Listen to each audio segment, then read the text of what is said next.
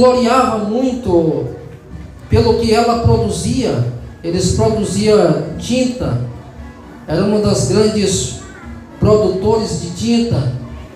A igreja, ou seja, a cidade de Sardes tinha um vale que, segundo a história, era um dos vales mais fértil daqueles dias. Eles também se gloriavam muito porque Sardes era uma cidade que vivia entre montanhas. Era uma cidade de difícil acesso. Segundo os historiadores, que ela tinha apenas uma entrada. E com isso era uma cidade muito difícil de ser conquistada naqueles dias. E com isso eles se gloriavam muito. Havia o templo de uma deusa Cibele. E com tudo isso o povo, eles se gloriavam. O povo achava que estavam seguros. Era um povo que se consideravam naqueles dias ricos pelas produções que haviam e pela fortaleza daquela cidade. Mas a história nos diz também que aquela cidade ela foi invadida 2 vezes. A gente deve observar que, por mais seguras que eles poderiam achar que fosse aquela cidade, mas mesmo assim, havia pessoas estrategistas e que de vez em quando eles usavam os seus métodos e invadiram. Ciro foi um dos reis que invadiu Sardes naqueles tempos. Mas a proposta de Deus para aquela igreja, e a carta que nós lemos, é uma carta de advertência. E uma das coisas que o escritor eles nos mostra, que mesmo eles sendo pessoas ricas, a igreja achando que por causa da popularidade do nome da cidade, por habitar naquele ambiente, eles deveriam sim ter um entendimento que a maior riqueza que eles deveriam ter não era aquilo que era produzido, ou seja, um poder aquisitivo, mas era a maior riqueza que a igreja naqueles dias elas tinha que ter em mente, era a presença de Deus nas suas vidas, era a obediência ao Senhor, era submeter-se aos princípios do Senhor, estabelecido na sua palavra, para que eles viessem andar e viver na presença de Deus. É por isso que começa no versículo de número 1, diz: ao anjo da igreja em Sardes escreve: estas coisas diz aquele que tem os 7 Espíritos de Deus e as 7 estrelas. Conheço as tuas obras, que tens nome de que vive e está morto. Observem, por causa da riqueza, eles achavam, eles tinham um entendimento que eles poderiam ser um povo abastado de tudo, mas na verdade o Senhor adverte eles que eles têm nome, eles têm aparência de quem está vivo, mas na verdade espiritualmente eles estão mortos. A denúncia é: vocês acham que estão vivos, que por causa do status que vocês têm, vocês acham que estão se sobressaindo dos demais, mas na verdade o que vocês têm, o que possuem, isso não é sinônimo de uma vida espiritual, isso não é sinônimo de santidade diante de Deus. Mas o que vocês precisam, na verdade, é voltar, é reconhecer que uma igreja do Senhor Jesus, a maior riqueza dela é o Espírito Santo, é a presença de Deus na vida de vocês, e a obediência ao Senhor, preservar os princípios, é quando vocês se reúnem, vocês possam sentir a presença de Deus. Por enquanto vocês estão com aparência de vivos, mas na verdade vocês estão mortos. Eu observo, irmãos, a história daquela igreja e fico observando que as pessoas poderiam chegar em um ambiente com seus carros luxuosos, com as melhores vestes de grife. Às vezes a igreja se tornaria mais uma passarela de modas do que simplesmente eles virem a um culto. O que o Senhor está falando não está reprovando a questão deles ter bens, deles se vestirem bens e deles calçarem bens, não é isso. Mas o que o Senhor está dizendo é que aquilo que era mais importante para a vida deles, eles estavam desprezando por causa das coisas. Não é errado nós termos as coisas, mas desde que elas não venham substituir a presença de Deus nas nossas vidas, a ponto do Senhor escrever esta carta de João, anunciar para eles que eles estão simplesmente com uma aparência de quem estão vivos, mas na verdade eles não estão com atitudes de crentes que é cheio do Espírito Santo, de crentes que reconhecem o senhorio de Jesus nas suas vidas, que reconhecem que quando eles se reúnem na casa de Deus, a prioridade é o Senhor. Eles estão para louvar o Senhor, estão para realmente sentir a presença de Deus e trazer Deus para as pessoas através da vida deles. E o Senhor continua advertindo eles. Ele diz ser vigilantes.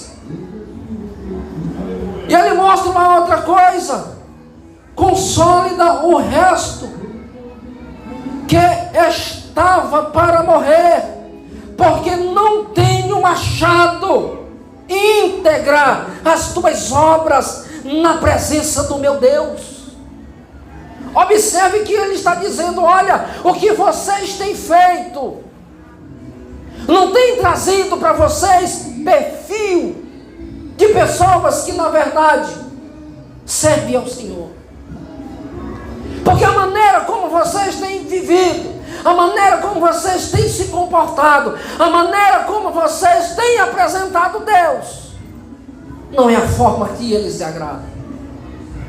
Não é a forma como Deus tem exigido na sua palavra, Ele tem estabelecido como princípio para viver. Vocês têm andado de forma, eu vou usar esse termo, vergonhosa diante de Deus. As obras de vocês não têm glorificado o Senhor. As obras de vocês não têm agradado ao Senhor, e de forma nenhuma tem chamado a atenção dEle naquilo que vocês têm feito. A repreensão de João, do Senhor para a igreja de Sardes. Ele diz que as obras deles não estão íntegras diante de Deus. Mas ele fala uma coisa importante no versículo 3: lembra-te, pois, do que tens recebido, ouvido, guarda, arrepende-te. E ele fala outra coisa: porquanto, se não vigiares, virei contra como ladrão, e não conhecerás de modo algum em que hora virei contra ti. Olha o que João está dizendo para esta igreja. Observe claramente. Lembra-te, pois, do que tens recebido. Vocês têm recebido de Deus orientações, têm recebido a palavra, têm recebido o Espírito Santo, têm recebido os dons, tem recebido a visitação do Senhor quando se reúnem. Por isso Ele está dizendo: lembre do que vocês receberam instruções, receberam a mensagem de Jesus, o que Ele fez para que nós possamos ter vida. Então a recomendação é de lembrar, do que tem recebido. E uma vez fazendo uma autorreflexão do que tem recebido, ele convoca eles a um arrependimento. Arrependam-se, voltem.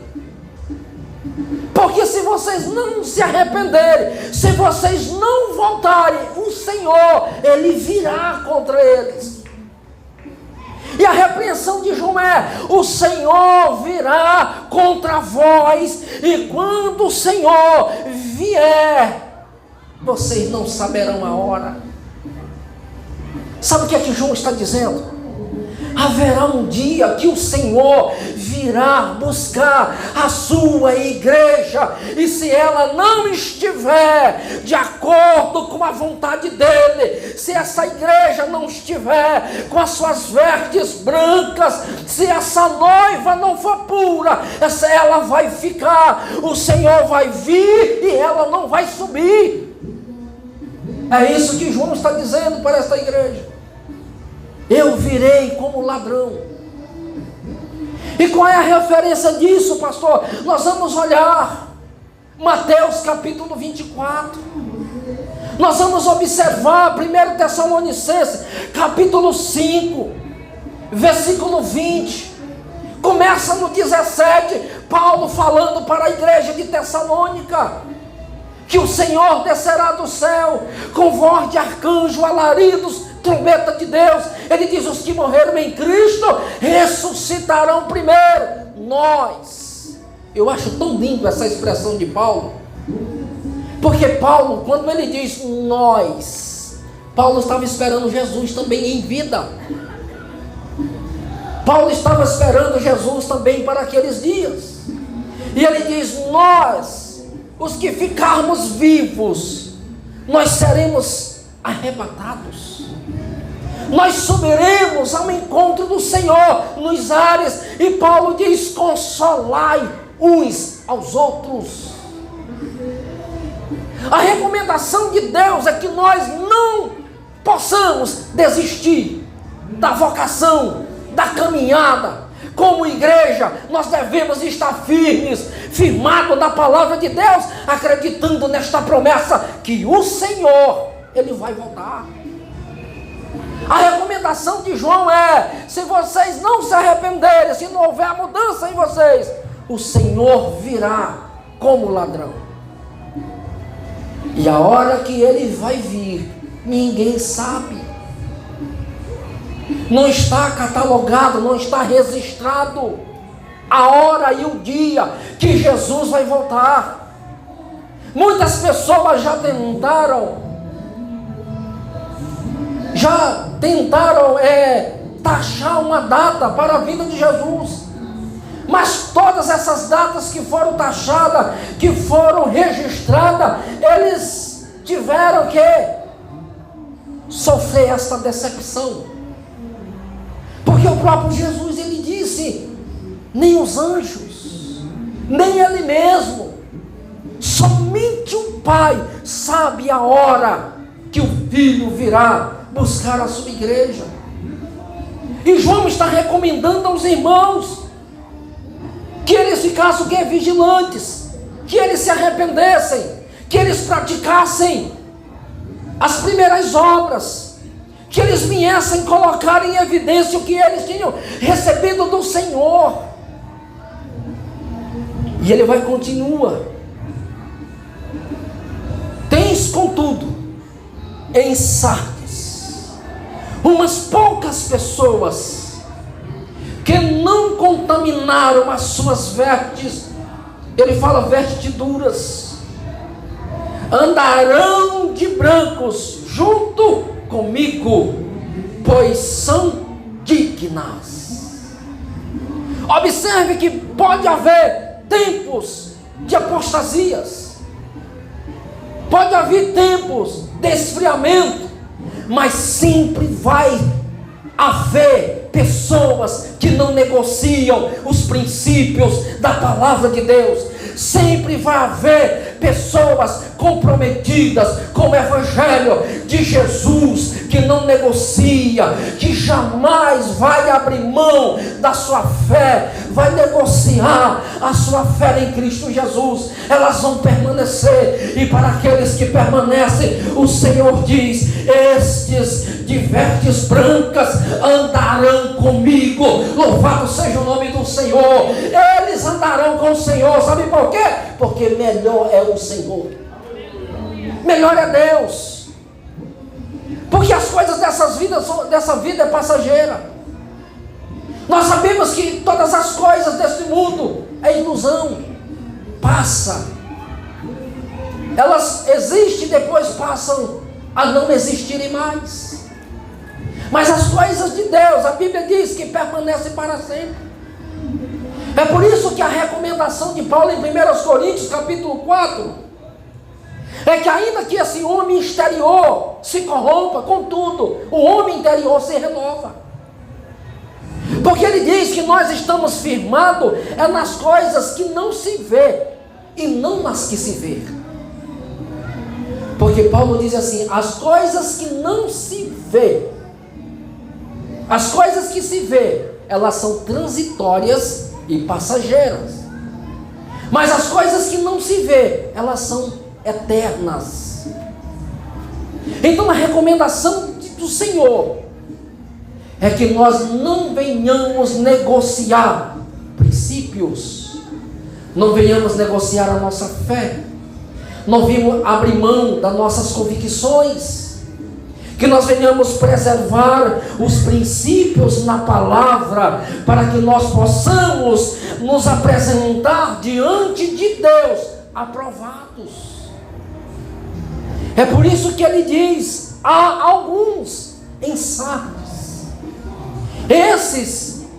Eles não são pessoas que se deixaram se envaidecer pela prosperidade da cidade. Eles não deixaram se envaidecer pelos grandes lucros, pelo nome da cidade, pelo que ela representa. Mas são pessoas que decidiram viver o Evangelho, decidiram colocar em prática aquilo que eles receberam. Isso é maravilhoso, irmãos, quando os princípios da palavra de Deus não são negociados. E ele fala uma outra coisa importante: isso aqui é para quem passa por todo esse processo e não negocia. Ele diz: o vencedor será assim, vestido de vestiduras brancas, e de modo nenhum apagarei o seu nome do livro da vida. Pelo contrário, ele fala: confessarei o seu nome diante do meu Pai e diante dos seus anjos.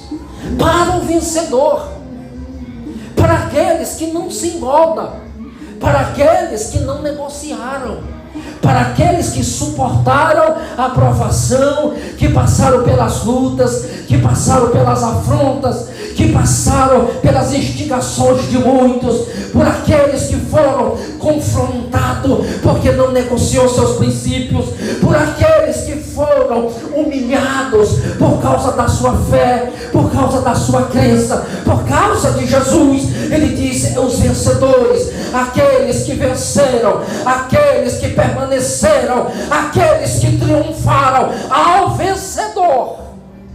Eu acho lindo essa palavra, porque todo vencedor, irmãos, é uma vitória pessoal de cada um. Aquele que vence, ele se enche de alegria. Ele diz: eu batalhei, eu lutei, eu consegui, eu sou vencedor. Ele é alegre duplamente, porque ele sabe o que ele passou para chegar aonde ele está. Ele sabe o sofrimento. Ele sabe quantas vezes ele teve que dizer não, quantas vezes foi tentado. E o Senhor diz: ao vencedor.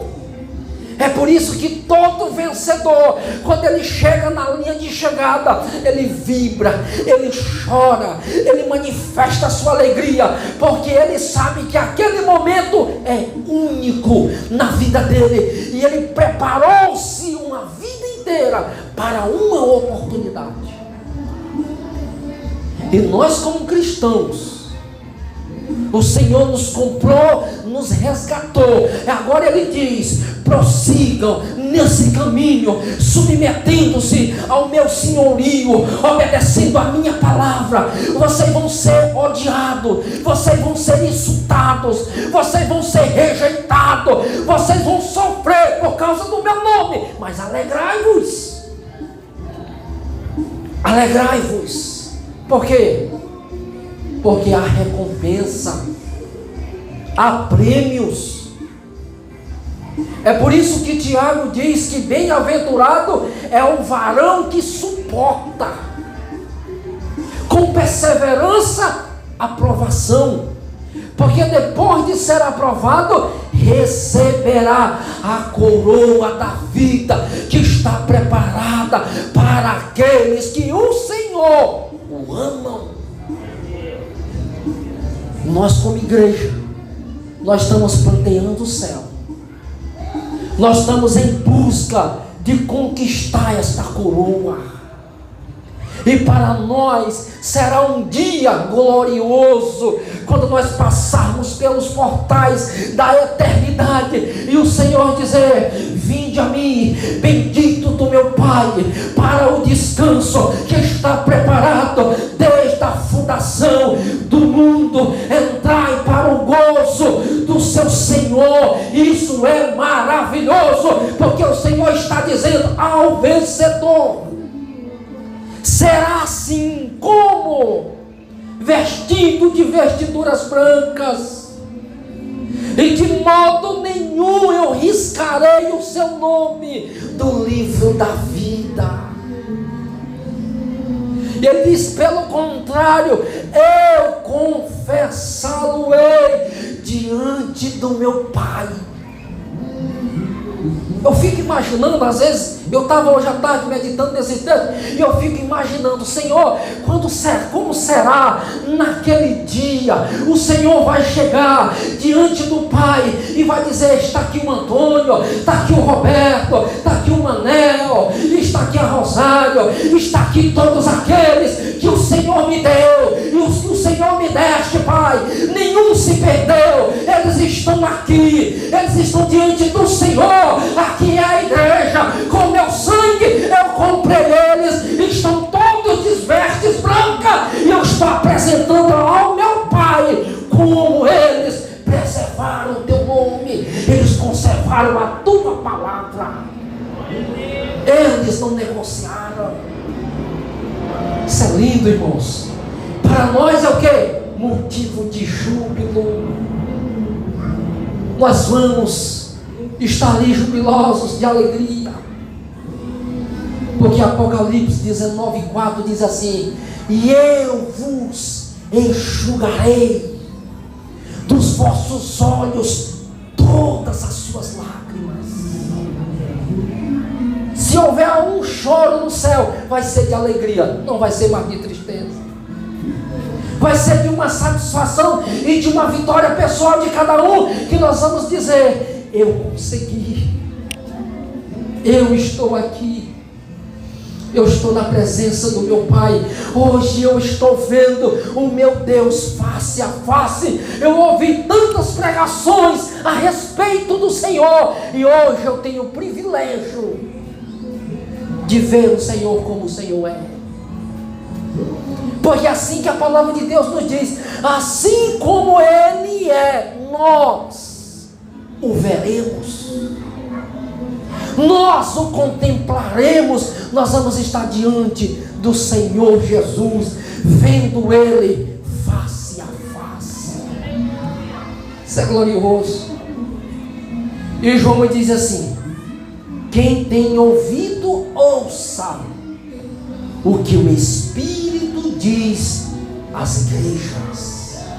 Essa palavra para nós hoje: quem tem ouvido, ouça o que o Espírito Santo está dizendo à igreja. E o que é que o Espírito Santo está dizendo à igreja? Preserve os seus princípios, guarda a sua palavra, viva na presença do Senhor, submeta ao senhorio dele, submeta à autoridade que foi constituída por Deus, obedece os vossos líderes, submeta a autoridade do Senhor. Assim vocês estarão agradando o Pai, andando na beleza da sua santidade.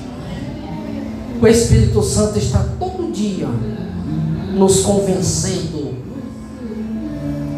De que ele nos convence? A Bíblia já diz: do pecado, da justiça e do juízo. E a maior briga que nós temos interiormente é com nós mesmos. Essa é a maior briga, eu acredito que é a maior luta, esse confronto, a minha vontade e a vontade de Deus. Deus estabelece algo e eu fico relutando para obedecer o que o Senhor estabelece, porque eu quero que prevaleça a minha vontade. Aí o Espírito Santo diz: não, Antônio, não é a tua vontade, é a vontade do Senhor. É por isso que João diz: ouça o que o Espírito Santo diz às igrejas. Louvado seja o nome do Senhor. Que Deus em Cristo nos abençoe e nos dê graça, em nome do Senhor Jesus, nos guardar e nos preservar debaixo da sua potente mão, e que nós sejamos cada dia, que os nossos ouvidos estejam atentos a ouvir o que o Espírito Santo está dizendo à igreja. Amém, irmãos? Glória a Deus.